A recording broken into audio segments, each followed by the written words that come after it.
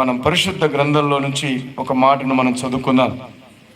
రండి, పరిశుద్ధ గ్రంథం నుండి పేతురు రాసిన రెండవ పత్రిక, అపోస్తులైనటువంటి పేతురు రాసిన రెండవ పత్రిక 5వ అధ్యాయం, మొదటి అధ్యాయం 5వ వచనాన్ని నేను చదువుతున్నాను.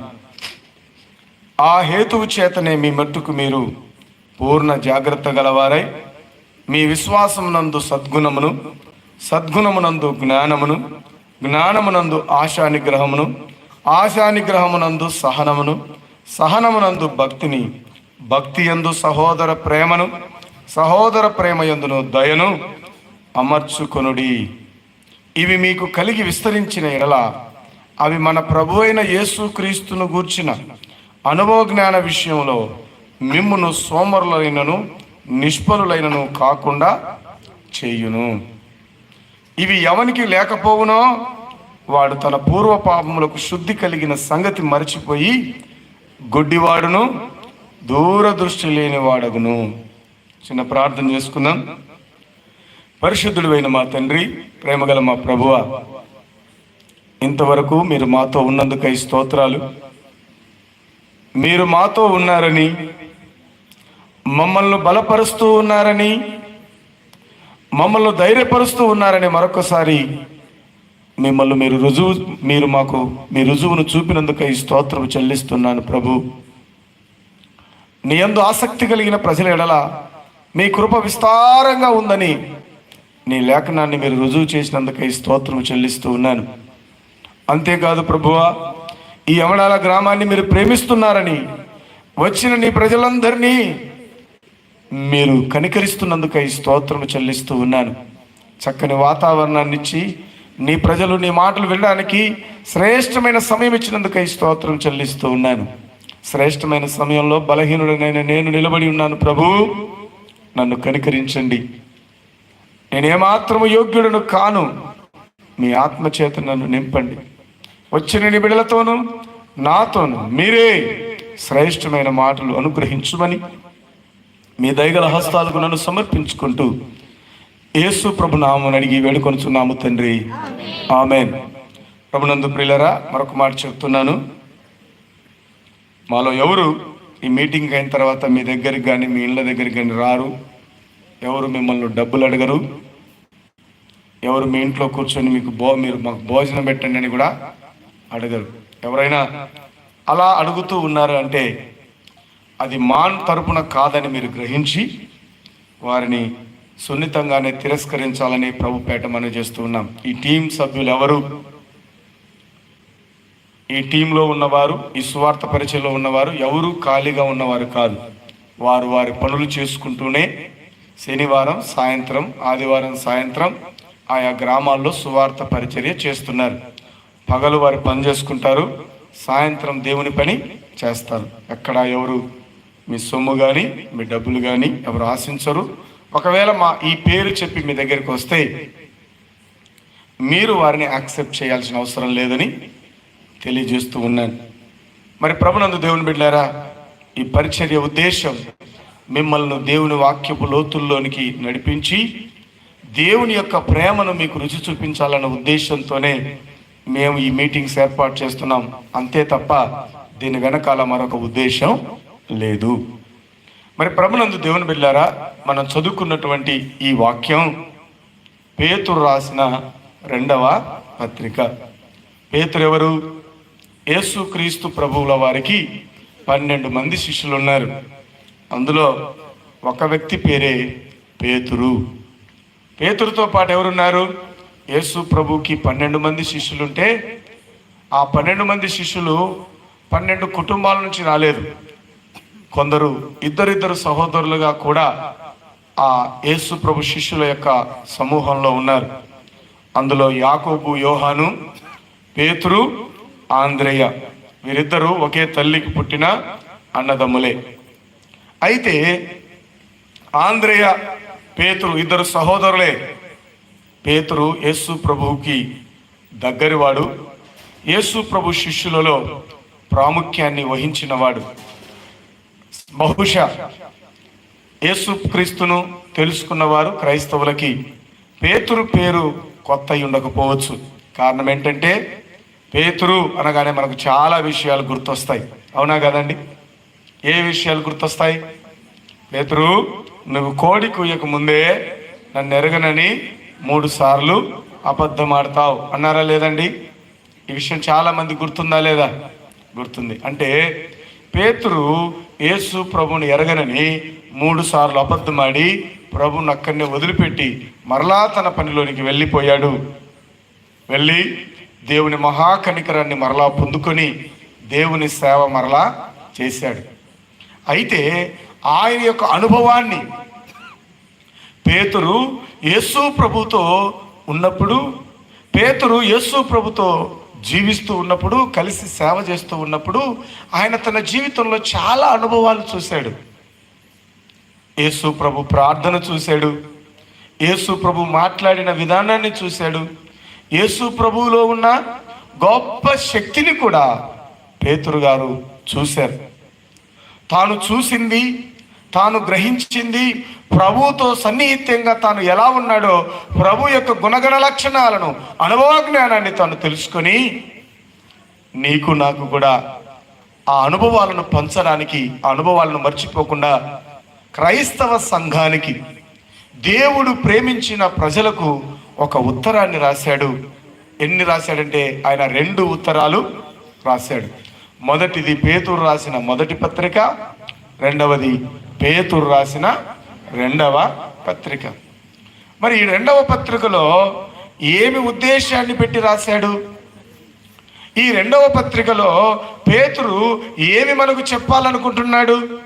పరిశుద్ధాత్మ దేవుడు పేతురు ద్వారా ఏ ఉద్దేశాన్ని మనకు చెప్పాలనుకుంటున్నాడో మనం చదువుకున్నాం. ఏంటి అది అంటే, చూడండి దేవుని బిడ్డలారా, ఆయన చెప్పిన మాట 5వ వచనం, ఆ హేతువు చేతనే, లేకుండా 4వ వచనం, ఆ మహిమా గుణాతిశయమును బట్టి మనకు అమూల్యమును అత్యధికములైన వాగ్దానములు అనుగ్రహించి ఉన్నాడు.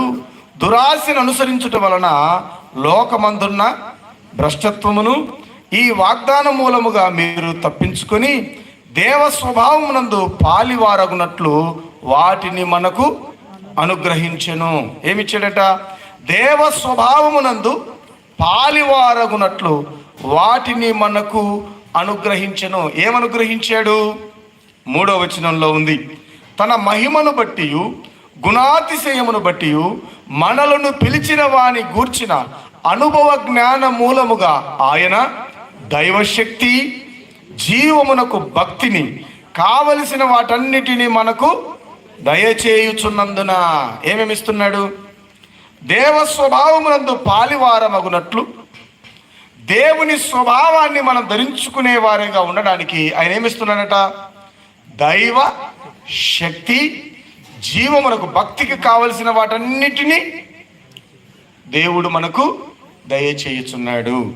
అంటే దేవుడు అనగా యేసు ప్రభువుతో పాటు నివసించినటువంటి పేతురు యేసు ప్రభు యొక్క స్వభావాన్ని పసిగట్టినటువంటి పేతురు, యేసు ప్రభువును వెంబడించిన మనం కూడా దేవుని యొక్క స్వభావాన్ని ధరించుకోవాలి. మానవులమైన మనం దైవ స్వభావాలుగా మారాలి. మానవులమైన మనం దేవుని స్వరూపాన్ని, సారూప్యాన్ని మనం పొందాలి. అసలు దేవుని స్వారూప్యం మనకుందా లేదా? ఏంటి మనకున్న స్వారూప్యం?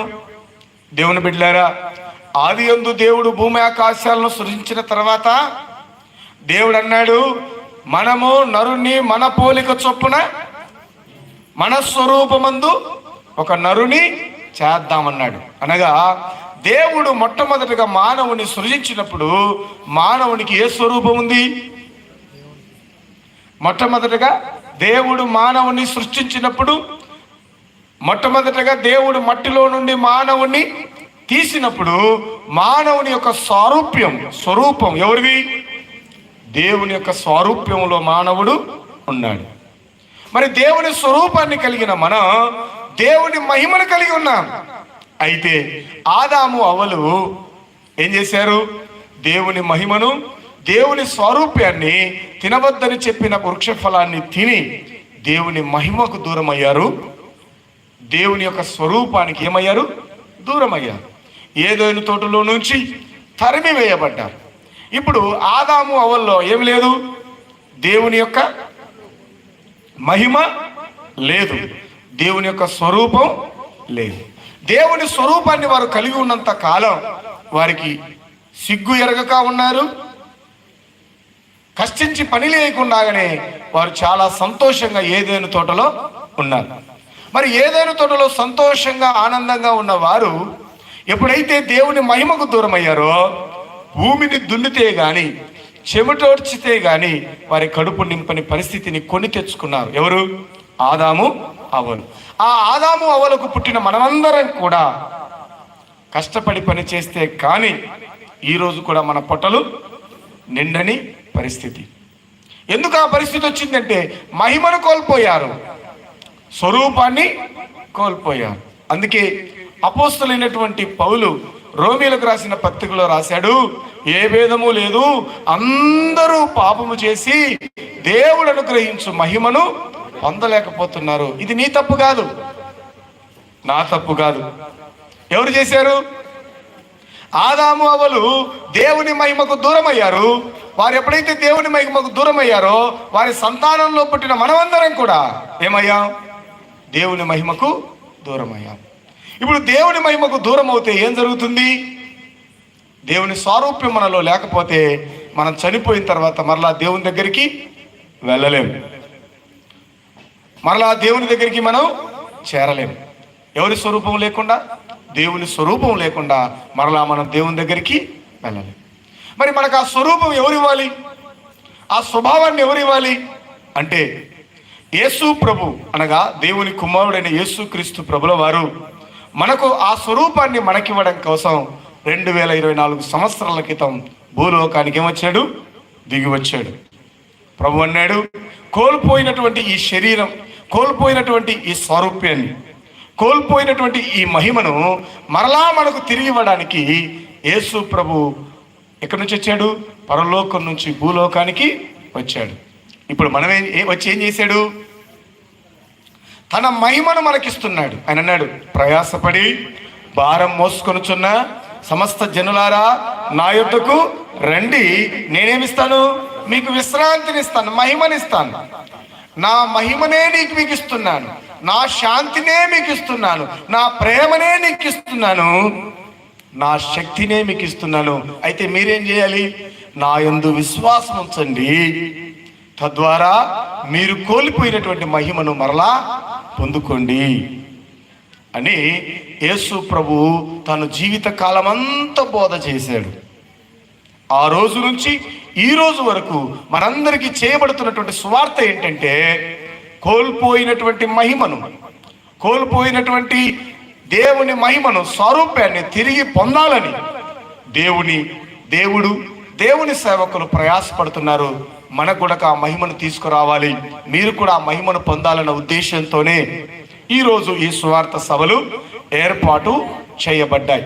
అయితే ప్రభునందు దేవుని బిడ్డలారా, మీరు నేను మనమందరం గ్రహించవలసిన ఒక మాట ఏంటంటే ఆ మహిమను ఎలా పొందాలి, ఆ శక్తిని ఎలా పొందుకోవాలి, దేవుని స్వరూప్యంలోకి మనం ఎలా చేరాలి అంటే ఇక్కడ రాయబడినటువంటి మాట ఏమంటే ఆయన ఏమన్నాడు?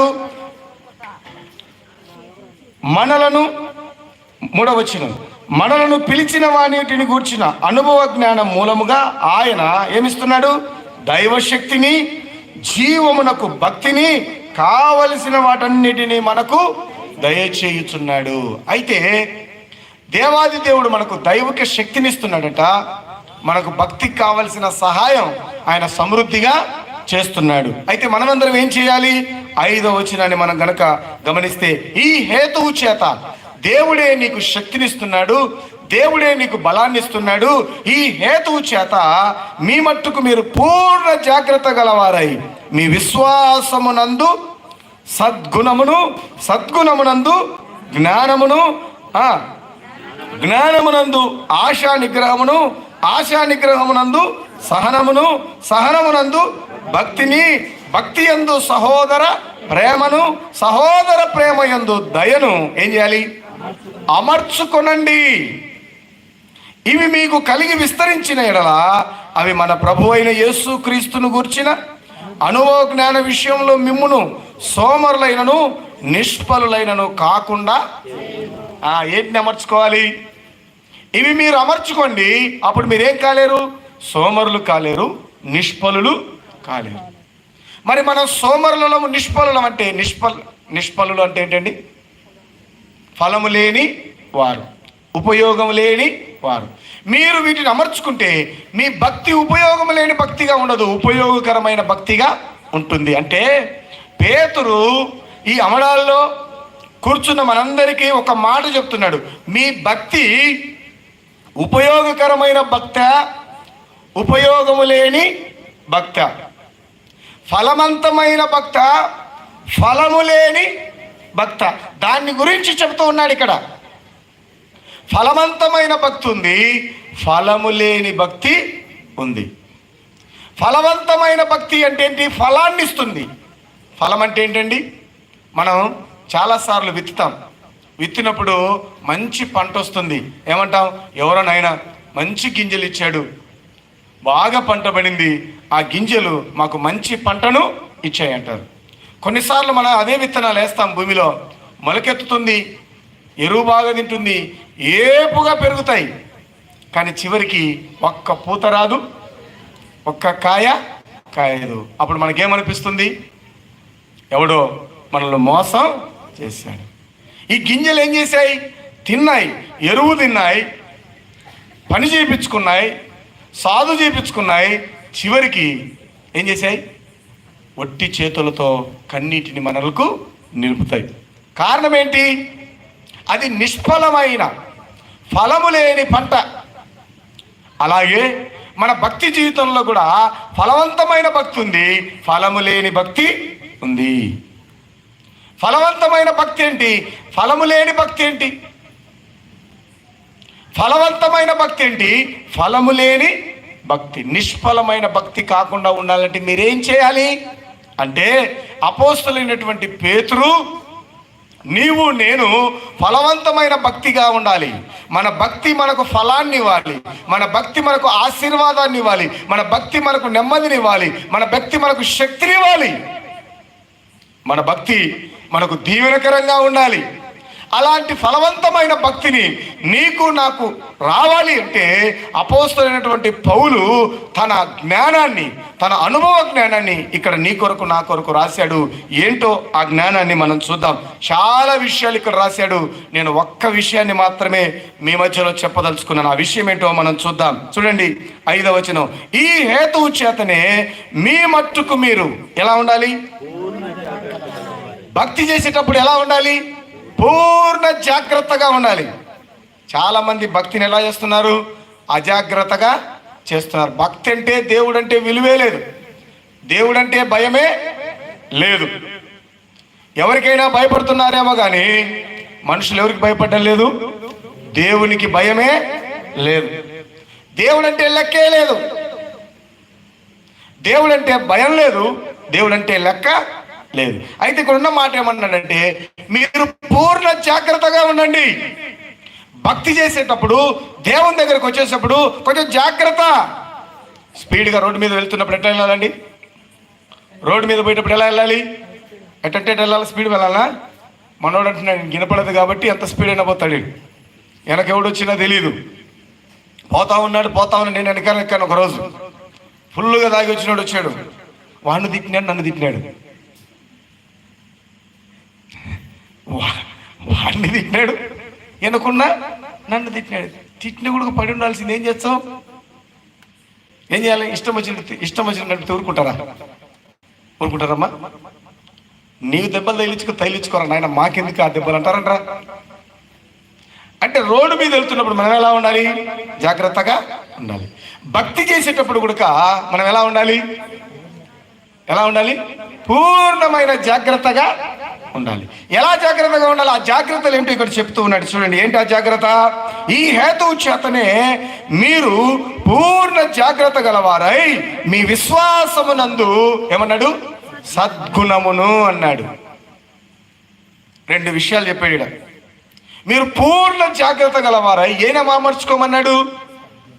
మీ విశ్వాసంలో మీరు ఒక గుణాన్ని అమర్చుకోండి అన్నాడు. ఏమమర్చుకోవాలా? విశ్వాసంలో గుణాన్ని అమర్చుకోవాలంట. అసలు విశ్వాసం అంటే ఏంటి? విశ్వాసం అంటే ఏంటండి? నమ్మకం, అంతే కదండి. విశ్వాసం అంటే ఏంటి? నమ్మకం. అసలు నమ్మకం అంటే ఏంటి? చాలాసార్లు మనం ఏం చేస్తామంటే బంగారు కొంటుంటాం. ఎందుకు కొనుక్కుంటాం బంగారు? లెక్క అయితే పడిపోతుందేమో, బంగారు అయితే రేటు పెరుగుతుంది, మన భవిష్యత్తుకు ఉపయోగపడుతుందని మనం సంపాదించుకున్న రూపాయి 10 రూపాయలు కూడబెట్టి ఏం చేస్తాం? బంగారాన్ని కొంటాం. ఎందుకు? ఇది మనకు భవిష్యత్తుకు భరోసా ఉంటుంది. అంటే బంగారం మీద మనకేముంది చెప్పండి? ఎవరికన్నా డబ్బులు ఇవ్వడానికి భయపడతాం. అరే అక్కడిక్కడ వేసి ఎందుకు పాడు చేసుకుంటావురా, నీ డబ్బులు వెళ్ళి బ్యాంకులో వేసుకోరా, సురక్షితంగా ఉంటుందంటే బ్యాంక్ మీద మనకేముంది? బ్యాంక్ మీద ఏముంది? నమ్మకం. బంగారం మీద మనకేముంది? నమ్మకం. మన ఇంట్లో ఉన్న డబ్బంతా బయటలోకి ఇస్తామా? ఇంట్లో ఉన్న భార్యకి ఇస్తామా? లేదంటే భర్తకి ఇస్తామా? కొందరికేమో నవ్వుతున్నారు, మాకు ఇయ్యరండి అని. ఎందుకంటే వాళ్ళకి తెలిస్తే చీర సందుల్లో, పెట్టెల్లో, పోపు డబ్బాల్లో పెట్టుకున్న డబ్బులు పొరపాటున తెలిసిన వారికి తెలిస్తే ఏమవుతాయి? వెళ్ళి సారా కొట్టుల్లోకి వెళ్ళిపోతాయని భయంతో ఏం చేస్తారు? మీరు దాచిపెట్టుకుంటారు. ఎందుకు? అటు దొరికిందనుకో ఏం చేస్తాడు? ఎత్తుకెళ్ళిపోతాడు. అంటే ఏం లేదని మీద మనకు ఏం లేదు, నమ్మకం లేదు. ఏం చేస్తాడు? డబ్బును పాడు చేస్తారు. కొందరు స్త్రీలు కూడా డబ్బును ఏం చేస్తారు? పాడు చేస్తారు. పాడు చేస్తారు కాబట్టి వాళ్ళకు డబ్బు ఇవ్వాలన్నా, వారికి చెప్పాలన్నా మగవాళ్ళకి భయం. డబ్బు వచ్చిందంటే చెప్పాలని కూడా భయపడతారు. ఎందుకు? తెలిసిందంటే ఏదో ఒకటి కొనేస్తారు, తెలిసిందంటే ఏదో ఒకటి ఎక్కడికొకరికి వెళ్ళిపోతుంది. అంటే నేను ఎందుకు ఈ మాటలు చెప్తున్నానంటే, నమ్మకం అనేది ఎలా ఉంటుందంటే మనం నమ్మే వ్యక్తిని బట్టి ఆధారపడి ఉంటుంది. అంటే ఒక వ్యక్తిని మనం నమ్మాము అంటే ఆ వ్యక్తికి మనం ఏం చేస్తాం? సంపూర్ణంగా ఇచ్చేస్తాం. అయితే ప్రభునందు దేవుని బిడ్డలారా, ఇక్కడ ప్రభు ఏం చెప్తున్నాడంటే, దేవుణ్ణి కూడా ఎలాగైతే వినాలి, ఎలాగైతే బ్యాంకుని నమ్మి డబ్బు పెడుతున్నామో, ఎలాగైతే భవిష్యత్తును నమ్ముకొని బంగారును నమ్ముతున్నామో, ఎలాగైతే మన డబ్బు సేఫ్ అని నమ్మిన వాళ్ళ చేతుల్లో పెడుతున్నామో, అలాగే దేవుని మీద మనం ఏం చేయాలట? నమ్మకాన్ని పెట్టాలి. ఈరోజు కూడి వచ్చిన మనం ఎవరినైనా బ్యాంకుని నమ్మినట్టుగా, బంగారం మీద నమ్మినట్టుగా దేవుణ్ణి మనం నమ్ముతున్నామా? ఒకసారి ఆలోచన చేయండి. బ్యాంకు మీద నమ్మకం ఉన్నట్టు, బంగారం మీద నమ్మకం ఉన్నట్టు, మనకు తెలిసిన వారి మీద లేకుంటే మన భాగస్వామి మీద నమ్మకం ఉన్నట్టు దేవుని మీద మనకు నమ్మకం ఉందా? లేకుంటే ఈ రాత్రి మీరు ఒక సంగతిని ఆలోచన చేయాలి. ఏంటంటే దేవుణ్ణి కూడా మనం ఏం చేయాలి? నమ్మాలి. ఎలా నమ్మాలి? మార్కు సువార్త 5వ అధ్యాయం, మార్కు సువార్త 5వ అధ్యాయం చూడండి. ఒక స్త్రీ ఎలా నమ్మిందో, ఎలా నమ్మి దేవుని దగ్గరకు వచ్చిందో మనం చూద్దాం. మార్కు సువార్త 5వ అధ్యాయం 25వ వచనం. 12 ఏళ్ల నుండి రక్తస్రావ రోగం కలిగిన ఒక స్త్రీ ఉండెను. ఆమె అనేక వైద్యుల చేత ఎన్నో తిప్పలు పడి తనకు కలిగినదంతయు వ్యయము చేసుకుని, వ్యాయామం కాదు, ఏం చేసింది?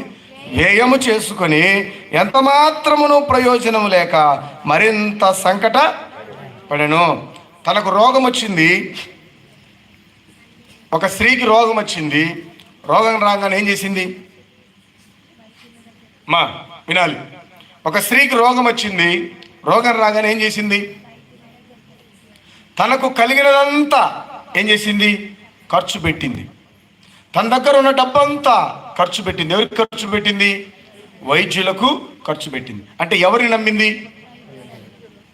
వింటున్నారా?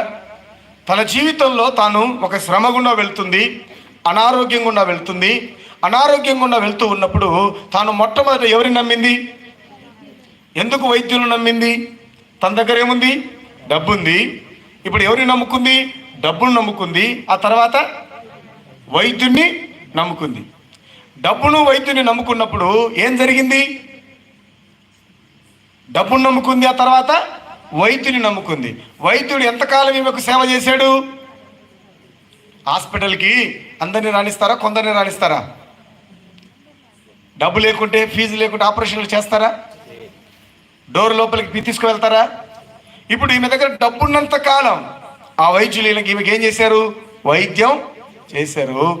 డబ్బు అయిపోయింది, వైద్యుడు సేవ చేయడం మానేశారు.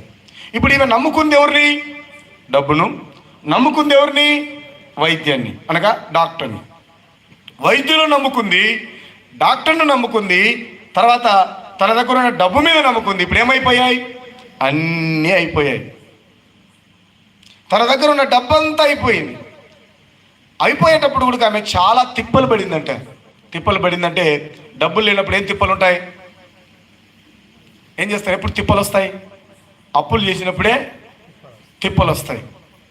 దాక్కోవాలి, మాట చెప్పాలి, నెరవేర్చలేనప్పుడు మనకెన్నో ఇబ్బందులు ఎదురవుతాయి. సాధారణంగా ఈ స్త్రీ తన డబ్బు మీద తనకు ఉన్నటువంటి నమ్మకం తనలు ఏం చేసింది? తిప్పల పాలు చేసింది. అప్పైపోయింది, డాక్టర్లు రానివ్వలేదు. ఇప్పుడు తను నిశ్చేష్టమైన స్థితిలో ఉంది. ఇప్పుడు ఆమె ఏం చేసిందో చూద్దాం రండి. ఆమె తర్వాత 26వ వచనం, తనకు కలిగినదంతయు వ్యయం చేసుకొని ఎంత మాత్రమును ప్రయోజనము లేక మరింత సంకట పడెను. ఆమె యేసును గూర్చి విని ఏం చేసింది?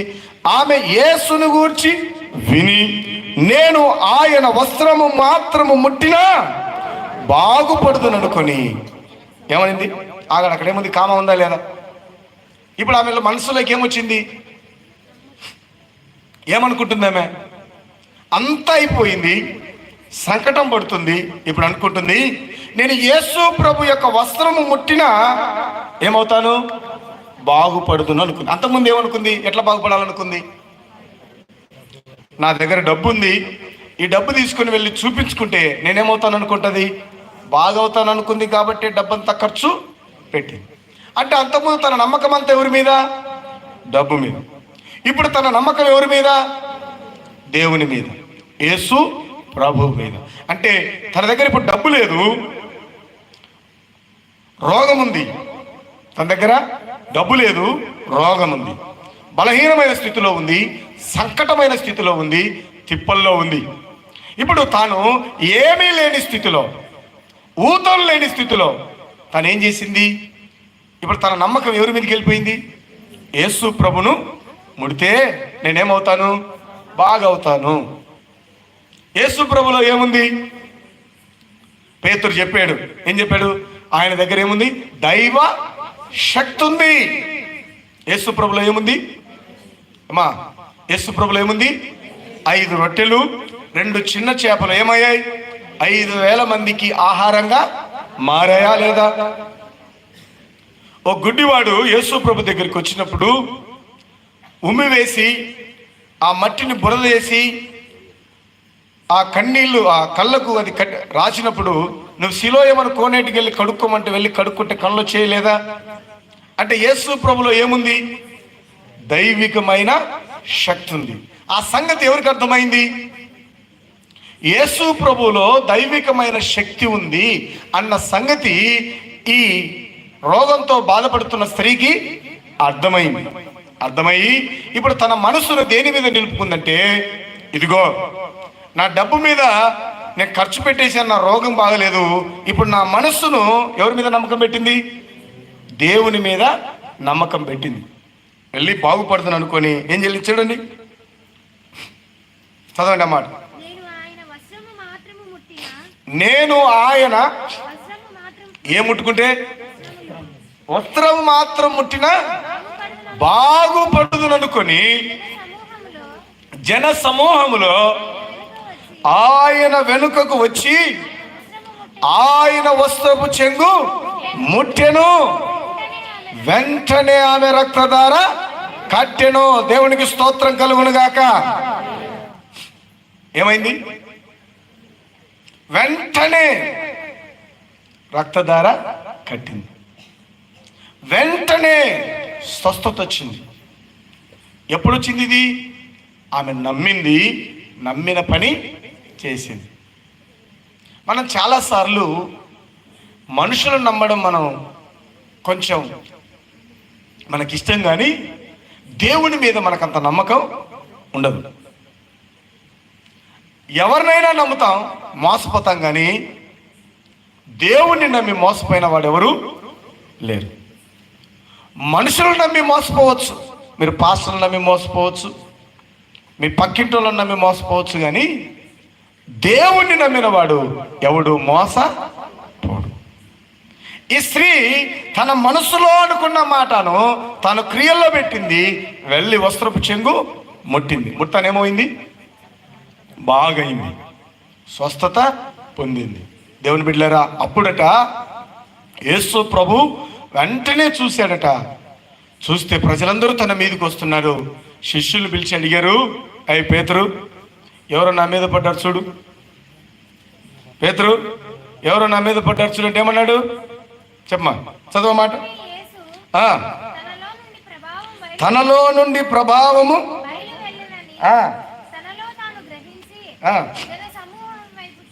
జన సమూహం వైపు తిరిగి నా వస్త్రములను ముట్టినది ఎవరు?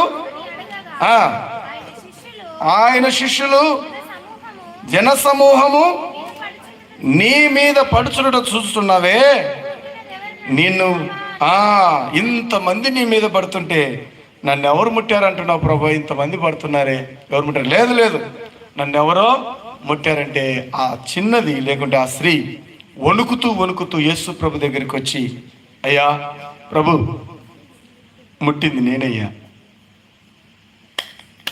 ఆ ముట్టింది నేనేనయ్యా, నేనే ముట్టాను, నేను స్వస్థత పొందానంటే ఏమన్నాడు ప్రభు?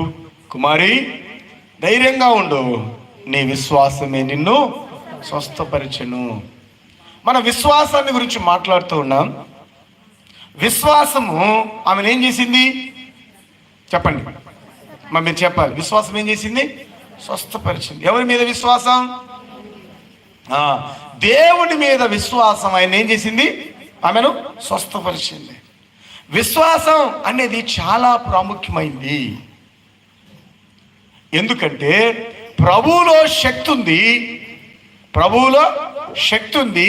అది మన మీద క్రియ జరగాలంటే మనలోనికి ఏం రావాలి? విశ్వాసం రావాలి. దేవుని శక్తి నీ కుటుంబంలో క్రియ జరగాలంటే, దేవుని శక్తి నీలో పని చేయాలి అంటే నీలోనికి ఏం రావాలి? విశ్వాసం రావాలి.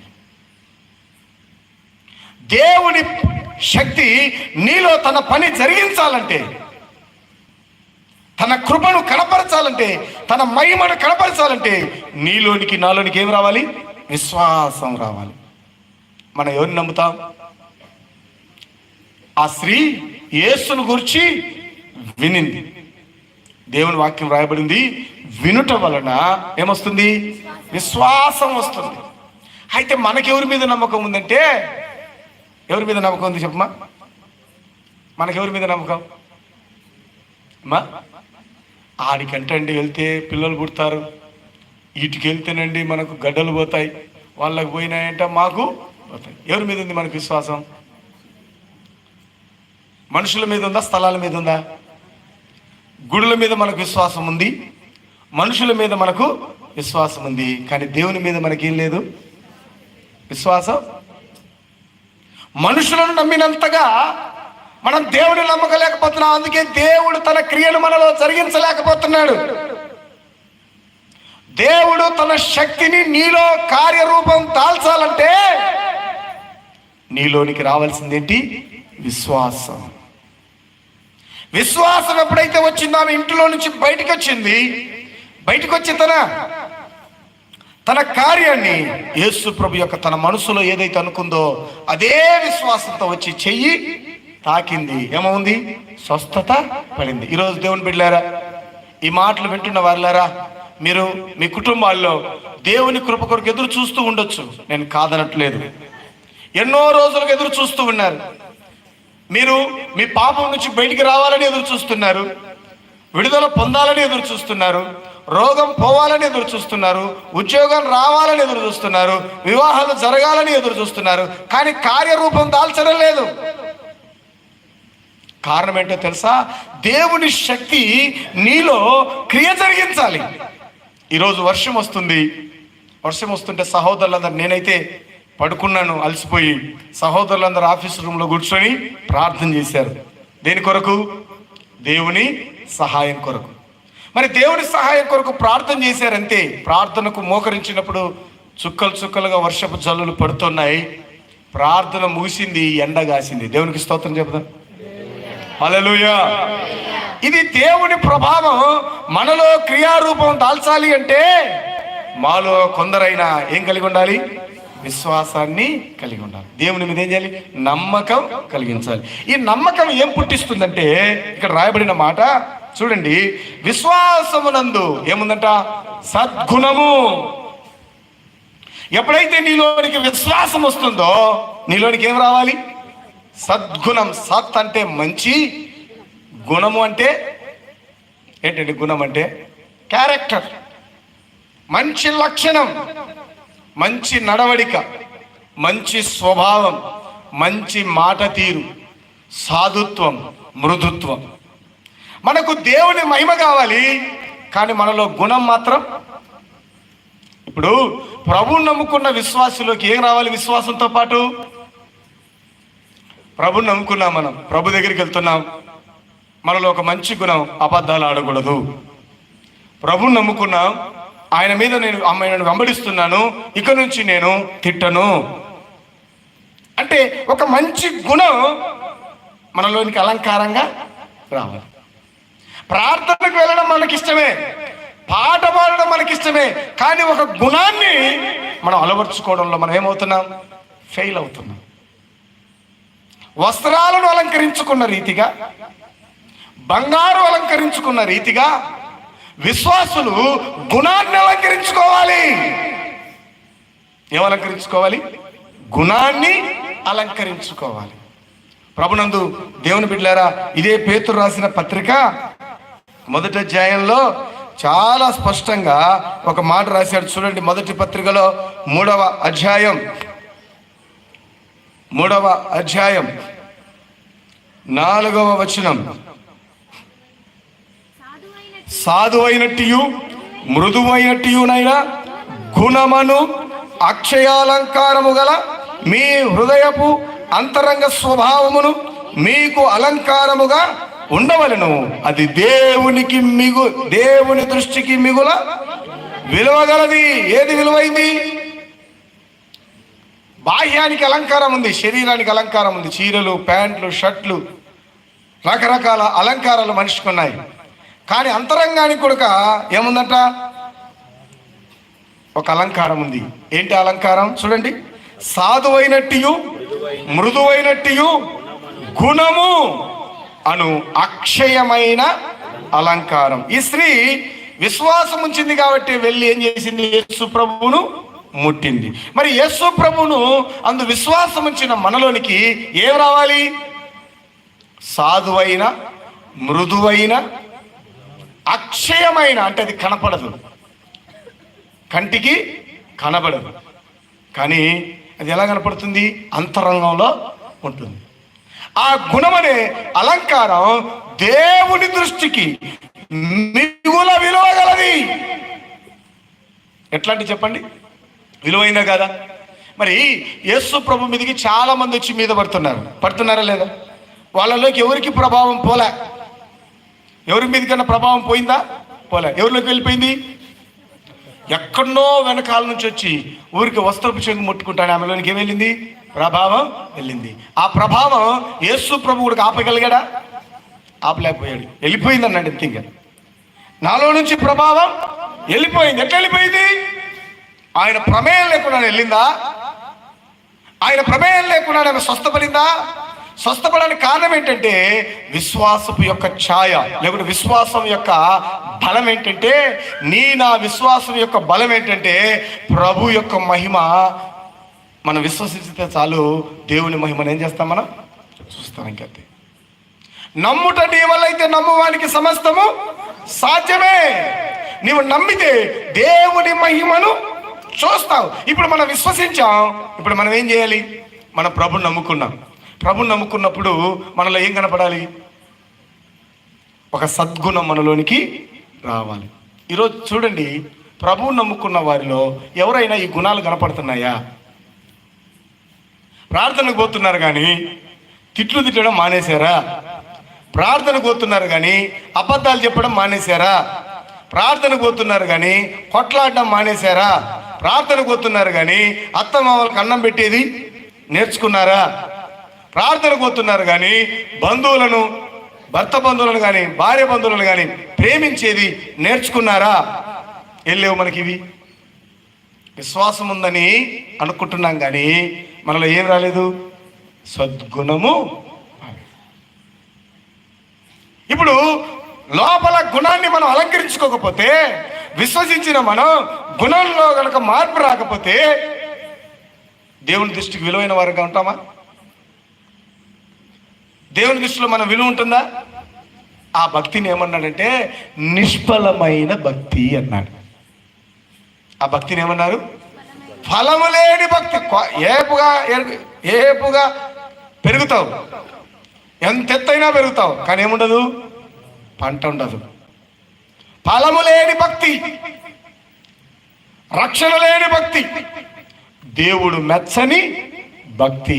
అయితే ఈ రాత్రి దేవుని మాటలు వింటున్న ప్రియ సహోదరి సహోదరులారా, నేను మీ భక్తిని క్వశ్చన్ చేయడానికి రావట్లేదు, కానీ మిమ్మల్ని మీరే మీ లోతుల్లోనికి ఏం చేయాలి, పరీక్షించుకోండి, పరిశీలన చేసుకోండి.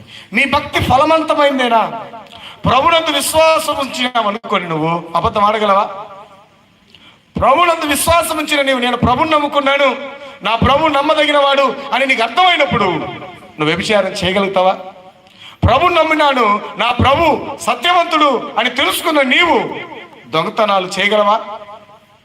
చేస్తున్నావు అంటే ఆ విశ్వాసం ఫలవంతమైంది కాదు, ఆ భక్తి ఫలవంతమైంది కాదు. అది దేవుని దృష్టిలో ఆ భక్తికి విలువ లేదు. అయితే ప్రభునందు దేవుని బిడ్డలారా, ఈ రాత్రి ఈ మాటలు వింటున్న వారిలారా, ఒక గుణం మనలోనికి రావాలి. అది ఎవరి ద్వారా వస్తుంది? అది దేవుడు దైవిక శక్తి అంట. మన విశ్వాసం ఉంచినప్పుడు దేవుడి యొక్క దైవికమైన శక్తి మనలోనికి వచ్చి మనలో ఏం చేస్తుంది, గుణాన్ని కలగజేస్తుంది. అదే మార్కు సువార్తలో ఒక మాట రాయబడిన మాట నేను తెలుసుకొని మనం త్వరగా ముగించుకుందాం. చూడండి దేవుని బిడ్డలారా, 5వ అధ్యాయంలోనే మొదటి వచనంలో రాయబడిన మాట. వారు ఆ సముద్రమునకు అద్దరిన గెరాసేన దేశంలోకి వచ్చిరి. ఆయన దోణి దిగగానే అపవిత్రాత్మ పట్టిన వాడొకడు సమాధుల్లో నుండి వచ్చి ఆయనకు ఎదురుపడెను. వాడు సమాధులలో వాసము చేసేది వాడు, సంఖ్యలతోనైనను ఎవడును వారిని బంధింపలేకపోయాను. పలుమారు వాని కాళ్లకు చేతులకు సంఖ్యలు వేసి బంధించినను వాడు ఆ చేతి సంఖ్యలను తెంపి కాలి సంఖ్యలను తుంతినీలుగా చేసెను గాని ఎవడును వాణ్ణి సాధుపరచలేక పోయిరి. ఓ గదరేనల దేశంలో ప్రాంతంలో సమాధుల్లో ఓ వ్యక్తి ఉన్నాడట. ఆ వ్యక్తి ఎప్పుడు సమాధుల్లోనే నివాసం చేస్తాడట. మరి అతను ఏం చేస్తున్నాడంటే తనకు తాను గాయం చేసుకుంటున్నాడు, తన శరీరాన్ని తానే తూట్లు పొడుచుకుంటున్నాడు, తను తానే నాశనం చేసుకుంటున్నాడు. చాలామంది చూసి, అరే వీడు రాయి తీసుకుంటున్నాడు, తన శరీరాన్ని తను పొడుచుకుంటున్నారా, ఈ చేతులకు ఏదైనా కట్టేద్దామని కొందరు ఊరి పెద్దలు కొందరు ఏం చేశారంటే కాళ్ళకు చేతులకు సంఖ్యలు వేశారు. ఆ ప్రాంతం గుండా ఎవడన్నా వెళ్ళినా వాళ్ళు గాయమవుతున్నారు, ఈడు గాయమవుతున్నారు, కంకెలు వేశారు.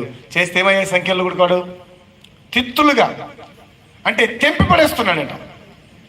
సంఖ్యలు వేసినా తెంపేస్తున్నాడు, కట్లు కట్టినా తెంపేస్తున్నాడు. ఎవడును వాణ్ణి సాధు చేయలేక పోయిరి. ఈరోజు దేవుని బిడ్డలారా, ఇది మనుషుల యొక్క ప్రయత్నాలు, ఇవి సాధ్యమయ్యే సంగతులు కావు. నువ్వు చాలాసార్లు అనుకుంటావు, నా మట్టుకు నేను సాధవుతానని. సాధు చేయకపోవడం అంటే తనను తాను గాయపరుచుకుంటున్న వ్యక్తిలో ఎందుకు అంతగా గాయపరుచుకుంటున్నాడు? ఏమని చెప్పి రాయబడి అంటే దేవుని వాక్యం, ఆ వ్యక్తిలో 2000 సేనా దయ్యాలు ఉన్నాయంట. ఈ 2000 సేనా దయ్యాలు తను ఏం చేస్తున్నాయి? తన్ను తాను గాయం చేసుకుంటున్నాయి, ఇతరులకు కూడా గాయము చేస్తున్నాయి. దేవుని బిడ్డలారా, గాయాలు చేసేటివేంటో తెలుసా? దయ్యాలు మనకేం చేస్తాయి? గాయాలు రేపుతాయి. తను తాను గాయపరుచుకుంటున్నాడు. ఈరోజు దేవుని బిడ్డలారా గమనించండి, మనకు తెలియకుండానే మనల్ని మనం ఏం చేసుకుంటున్నాం? గాయపరుచుకుంటున్నామా లేదా? త్రాగేవాడు తన శరీరాన్ని ఏం చేసుకుంటున్నాడు? ఆరోగ్యంగా పెంచుకుంటున్నాడా? బూస్ట్ తాగితే ఏమొస్తుంది? బూస్ట్ తాగితే ఏమొస్తుంది? సారా ప్యాకెట్ తాగితే ఇంకా బలం వస్తుందా? ఏమొస్తుంది చెప్పండి అమ్మా? ఏమొస్తుంది? ఆరోగ్యం వస్తుందా? ఏమొస్తుందన్నా? ఆరోగ్యం వస్తుందా? సారా ప్యాకెట్ తాగితే ఏమొస్తుంది? ఇప్పుడు సారా ప్యాకెట్ తాగినప్పుడు తన శరీరం తానే పాడైపోతుందా లేదా? ఇప్పుడు సమాధుల్లో తన శరీరాన్ని తాను పాడు చేసుకునేవానికి, ఇంట్లో ఉండి ఊరిలో ఉండి తన లెక్కతో, తన భార్య సంపాదించిన లెక్కలో తన లెక్కతో తన శరీరాన్ని పాడు చేసుకునేవానికి తేడా ఏమన్నా ఉందా? వానికి సమాధానం లేదు, తాగొచ్చిన వీనికి సమాధానం లేదు. వానికి బట్టలు లేవు, తాగినోని గుడక ఉన్నాయి బట్టలు. వానికి అవమానమే, ఈయనకి. ఇది ఒక త్రావుడికే కాదు, చాలా రకాల విషయాలు కూడా అన్వయించుకోండి. నేను సమయం అవుతుంది కాబట్టి నేను ముందుకెళ్తున్నాను. ఎలాగైతే ఒక వ్యక్తి తను తాను గాయపరుచుకుంటాడు, ఈరోజు చెడు వ్యసనాలకు బానిసలైనటువంటి యవనస్తురాళ్ళు తమకు తెలియకుండానే తమ శరీరాలు ఏం చేసుకుంటున్నారు? గాయపరుచుకుంటున్నారు, అవమానపరుచుకుంటున్నారు. చిన్న వయస్సులోనే పాపాలకు అలవాటు పడి, చిన్న వయస్సులోనే శరీరాశలకు లోబడి తమ శరీరాలను తూట్లు పొడుచుకుంటున్నారు. వివాహం కాకుండానే పాడు పనులు చేసి, వివాహం కాకుండానే తమ శరీరాలను అపవిత్రపరుచుకొని, సూదు లేపించుకొని పాడు చేసుకుంటున్నారు. ఆ సమాధుల్లో ఉన్న వ్యక్తికి, ఇంట్లో ఉండి తను తాను మోసం చేసుకున్న వ్యక్తికి తేడా ఏమన్నా ఉందా? వాణ్ణి సాధుపరచడం అసాధ్యమైంది ప్రజలకి, వీళ్ళను కూడా మార్చడం కూడా ఏమైంది? మార్చగలిగారండి? చెప్తే వింటాడండి? వద్దురన్న ఆయన తాగాకరంటే నీకేం తెలుసు, ముసిల్దాన్ని చంపుతా నిన్నంటాడు. ముసిల్దాన్ని చంపుతాడు, భార్యను చంపుతానంటాడు, కొడుకుని చంపుతానంటాడు, అన్నను కూడా. అరే నీ ఆరోగ్యం రా నాయన, తాగితే పాడైపోతావు నాయన, చదువుకోకుంటే ఇబ్బంది అవుతావురా, చదువుకోరా అంటే ఏం చేస్తాడు? ఈరోజు మా సార్ చెప్పాడు, 20 సంవత్సరాలు నీవు చదివితే 80 సంవత్సరాలు నీ జీవితం బాగుంటుంది. 20 సంవత్సరాలు కనుక నువ్వు పాడు చేసుకుంటే 80 సంవత్సరాలు ఏమవుతుంది? పాడవుతుంది. మరి ఈ సంగతి వాళ్ళకి తెలుస్తుందా? మనం ఎంత చెప్పినా ఏం చేయరు, వినరు. ఇప్పుడు సమాధుల్లో ఉన్నోడికి ఈయనకి తేడా ఏమన్నా ఉందా? వాడు దయ్యాలు బట్టి తన శరీరాన్ని గాయపరుచుకుంటున్నాడు, వీడి ఇంట్లో ఉండి కూడా తను తాను నాశనానికి లాక్కుంటున్నాడు. ఈ రాత్రి దేవుని మాటలు వింటున్న సహోదరి సహోదరులారా, అలాంటి సాధు చేయబడని వ్యక్తి, గుణము సాధు చేయలేకపోయా, అయితే ఎప్పుడైతే యేసు ప్రభు ఆ మార్గంలోకి వచ్చాడో ఆ వ్యక్తి అంటాడు, యేసు మాతో నీకేం పని అంటున్నారు. అప్పుడు ప్రభు అన్నాడు, వాడిని విడిచిపెట్టి వెళ్ళిపో అంటే, అయ్యా మమ్మల్ని బంధించొద్దు, మమ్మల్ని పందుల్లోకి పంపించమంటే, అవి పందుల్లోకి వెళ్తే 2000 పందులు ఏమయ్యాయి? చనిపోయాయి. ఆ తర్వాత వాడు ఎలా ఏమయ్యాడు చూడండి. 5వ అధ్యాయం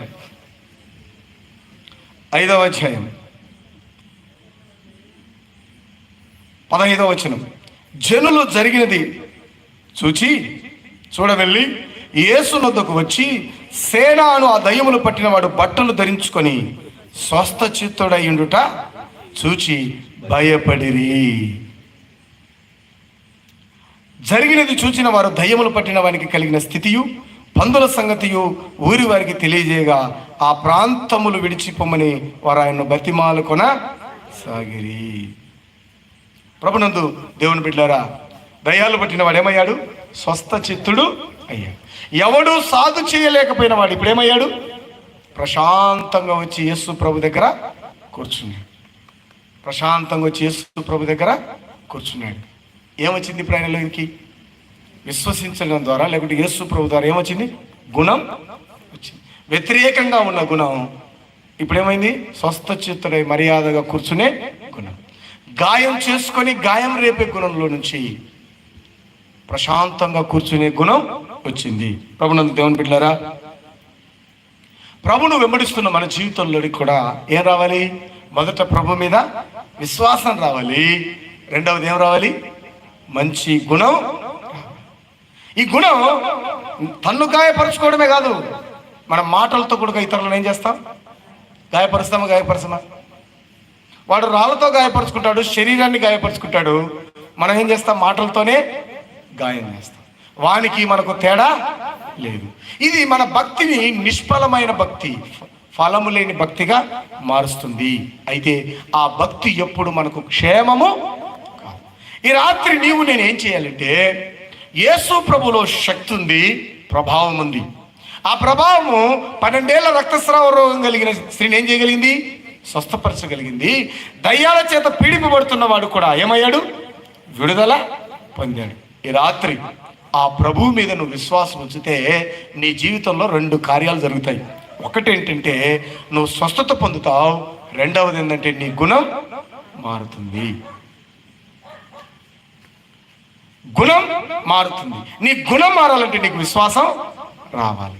మరి ఈ రోజైనా ప్రభావం కలిగిన ప్రభువును, నీ కొరకు నా కొరకు ప్రాణం పెట్టిన ప్రభువును, తన స్వరూపంలోనికి నిన్ను నన్ను మార్చి మన గుణాలనే మార్చాలనుకుంటున్నాడు. మన బ్రతుకులను మారుస్తాడు, మన గుణాలను మారుస్తాడు. మతాలు మార్చేవాడు కాదు ఆయన. ఏం మారుస్తాడు? గుణాలను మారుస్తాడు. బ్రతుకులను మారుస్తూ నీ హృదయాన్ని మార్చేవాడు. ఈరోజు నీ గుణాన్ని మార్చాలి. ఈరోజు ఈ వాక్యం విని నీవు ఏం మార్చుకుని వెళ్ళాలి? ప్రభువు మీదకి విశ్వాసం రావాలి, నీలో గొప్ప మార్పు రావాలి. తద్వారా దేవుని రాజ్యానికి మనం ఏమవుతాం? వారసులు. అందరూ లేచి నిలబడండి, ప్రార్థన చేసుకుందాం. ప్రియ సహోదరి సహోదరులారా, ఇంతవరకు దేవుని మాటలు విన్నారు కదా. ఒకసారి మీలోనికి మీరు తొంగి చూడండి.